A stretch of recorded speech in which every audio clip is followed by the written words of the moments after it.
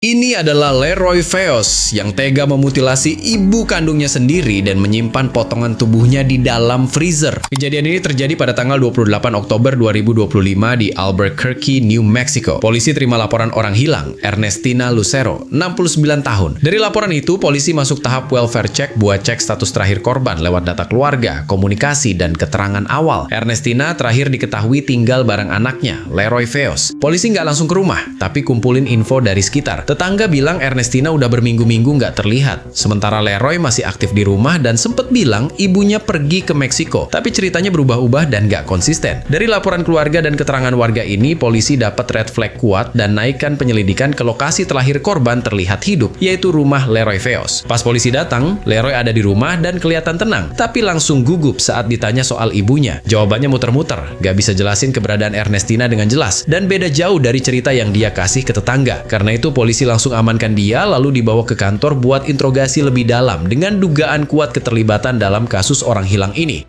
Di ruang interogasi, Leroy makin gak konsisten, ngomong ngalor ngidul soal halusinasi dan cerita aneh tentang penyihir yang dia klaim terlibat dalam hidupnya. Sementara itu, tim lain ngelakuin penggeledahan di rumah Leroy. Di dalamnya, mereka nemuin freezer berisi kantong plastik hitam yang isinya potongan tubuh manusia. Setelah identifikasi, dipastikan itu adalah Ernestina Lucero. Dari temuan itu, Leroy akhirnya nggak bisa bohong lagi dan ngaku dia yang cekik ibunya sendiri setelah konflik keluarga yang udah lama memanas, tapi juga dibungkus dengan delusi dan paranoia yang bikin pikirannya makin gak stabil. Sekarang dia dijerat pembunuhan dan perusakan barang bukti dan sempat dinyatakan tidak kompeten untuk diadili. Sebelum akhirnya pada Januari 2026, dia dikirim ke fasilitas kesehatan jiwa sambil nunggu proses hukum lanjut.